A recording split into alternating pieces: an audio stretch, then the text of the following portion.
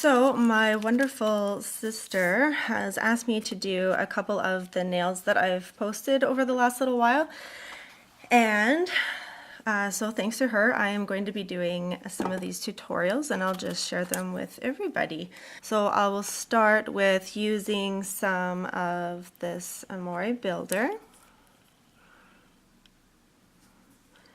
I'm just going to create the free edge with the builder. So there were two different nails. There was the clear free edge, and then there was the whole nail that was encapsulated. So pretty much this would be the harder one to do, I guess. The other one you would just put your base coat down, a slip layer, and then put on some thin clear gel and embed your Mylar flakes or whatever you're using.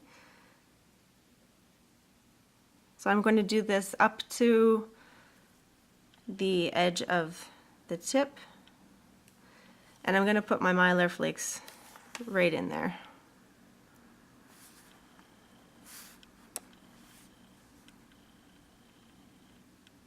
That one's kind of big, but that's okay. I kind of like it. A smaller one on this side. And you can make these into a jelly nail also.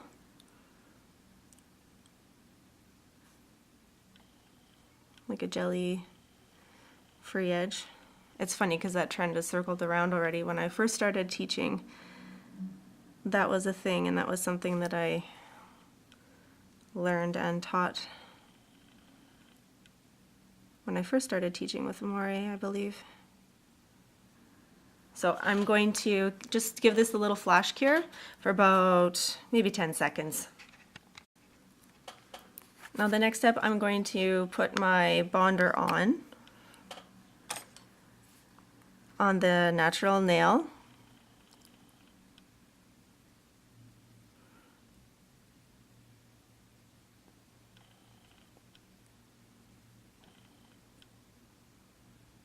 This is one of those weird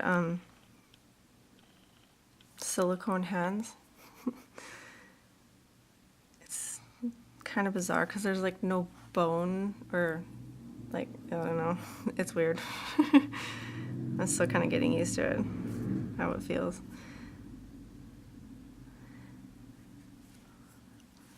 And then I'll cure the bonder gel.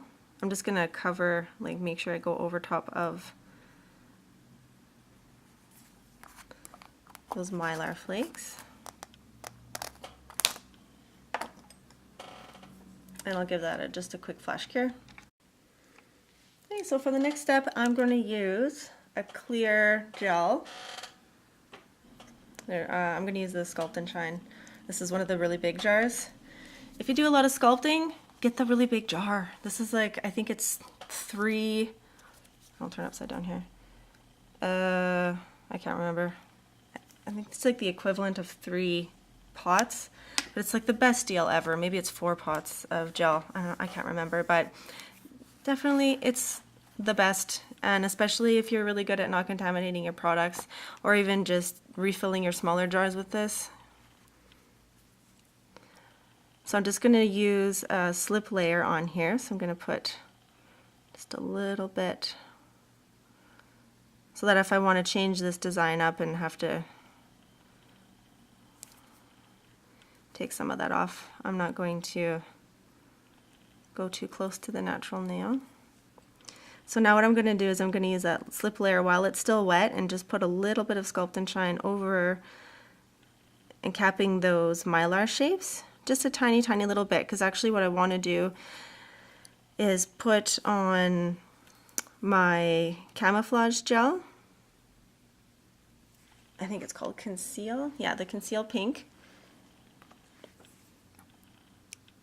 And put in a nicer smile line than just the free edge of this nail. So now I'm going to give that a quick cure, just a flash cure. All right, now I'm going to use my Conceal Pink. So this would be for your nail bed extension. So what I like to do is I do a thin coat. There are lots of ways to do a reverse French. You can do it any way that you want. I'm not going to go too crazy with it, so I'm going to wipe my brush. And I'm actually going to bring it up a little higher on the nail, so I still have quite a bit of free edge left. And wiping my brush off, using the side of my brush to create the smile line.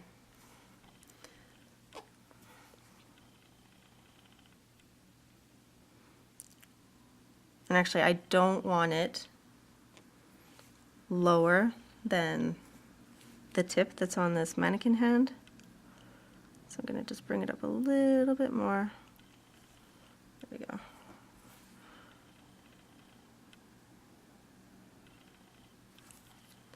Okay, and now I'm going to give that a flash cure. Now at this point, if you wanted to, you can add a couple of pieces of Mylar up here, because your French line is going to cover quite a bit of that, but you might have a couple little tiny places where you're going to see parts of the client's own natural nail. So I'm just going to grab a couple pieces of the silver Mylar flakes and just add them in there. I like a lot of extra sparkle, so I tend to go overboard, but so I'm going to give that a quick little flash cure, and then I'm going to go in and cap the nail. So two things that I wanted to mention.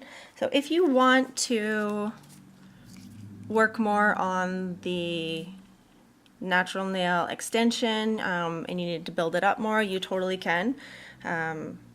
I don't find it necessary, especially on tips, and the Conceal Pink is enough pigmented that I'm getting the effect without having to build up the nail, and I just cap and clear after that. So that's how I like to do it. I don't always do it that way, but in this case I do, because I'm not building up a super thick nail, especially at this point here, and then I'm not adding a whole bunch of clear gel on top of these, that depending on the gel brand or the gel type that you're using for sculpting, you don't want it to discolor or anything the longer it's exposed to UV light or things like that. So you don't want any yellowing, just as a caution, I guess. So I like to keep the nails thin as possible when I'm embedding, which is why if I'm doing a clear embedded free edge, I do it in the extension part of the nail and use the builder gel, and then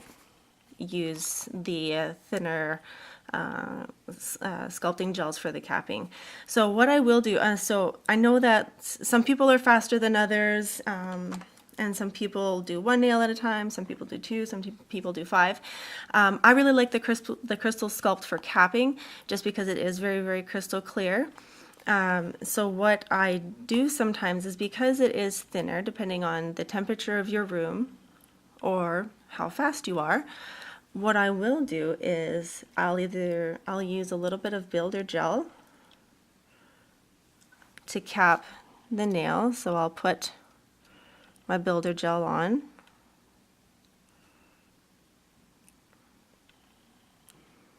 and I don't really need a lot up here, so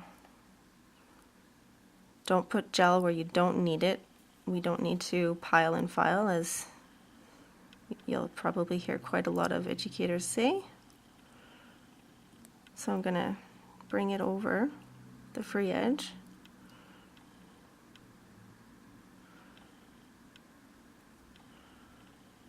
It's really hard to work on this. Well, not really hard. It's easier than the other types of practicing tips. It's just that the fingers are so small and narrow that I feel like I'm going to break something. And then I'm going to use the Crystal Sculpt over top of it while it's still wet to have a smooth nail and make it a little bit easier for me to know whether or not my nail has been sculpted nicely, and I'm not looking at a whole bunch of different lines of light on the nail. And then you don't also have to worry about too much gel running around on you. So there's no rule that says you have to cure the gel in between.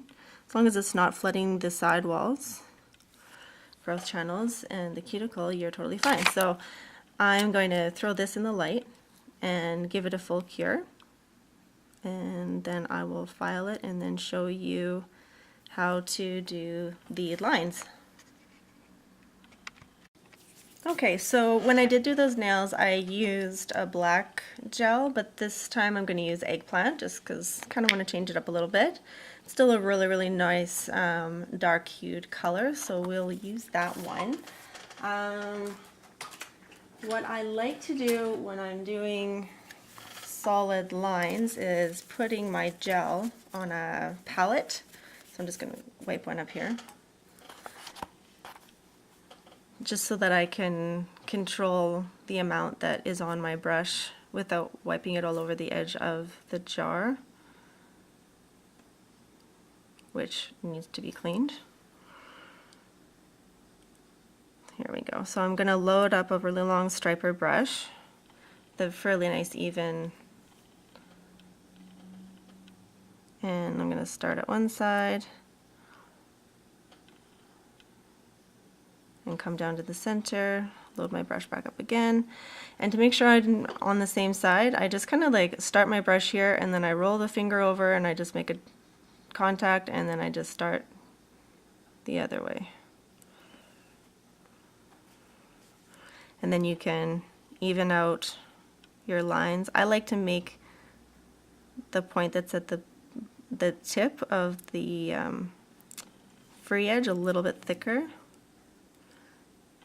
which is kind of nice. It's almost like a little bit of a troubleshooter, because if you happen to make your line uneven or off center, you can kind of use that as a way to fix that. So now I'm going to make contact with that line, draw down the side wall, make contact with this line, draw down the side wall,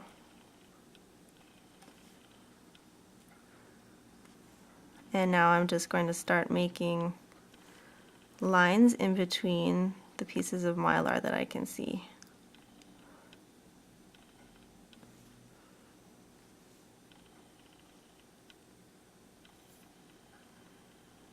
These long striper brushes are absolutely fantastic.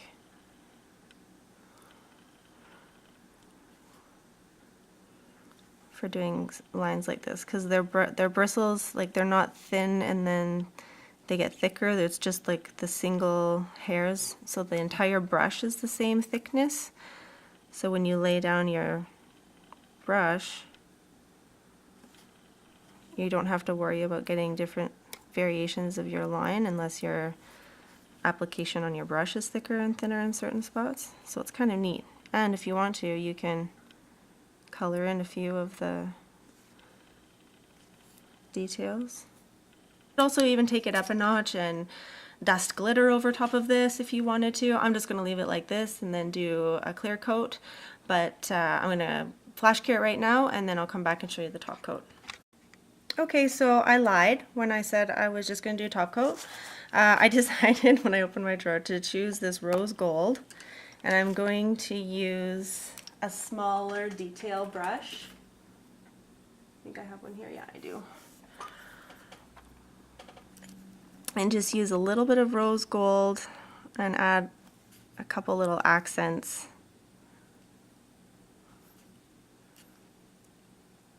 to the nails.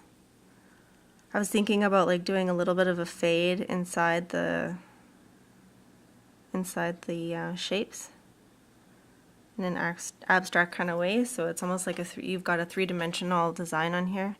And you do not have to do it this way, like you can just cap it, but I don't really like to do anything twice, and if I have an idea I just kind of go with it. So here we go. And rose gold and eggplant purple, they belong together. I think I have too much here. Hold on one second. Here we go.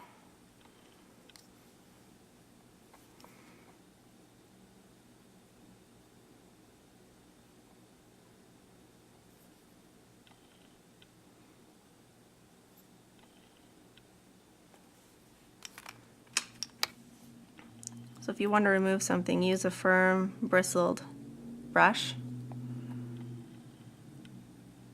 to just push or remove some of the glitter off the places that you want to remove. And then I'll give that a quick flash cure and then I'll top coat. Alright, here we go. Back to the Sculpt and Shine. You can use crystal gloss as your top coat. You can use one of the other top coats that you have. You can use the tack-free top coats. I'm using Sculpt and Shine because that's what I have right in front of me. And I like it.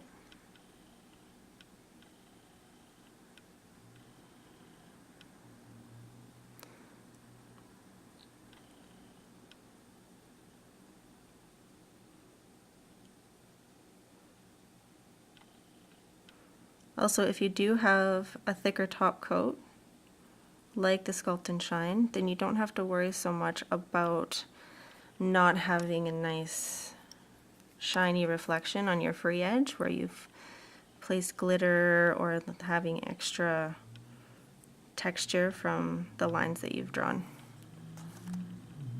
So there you go. Finished and beautiful.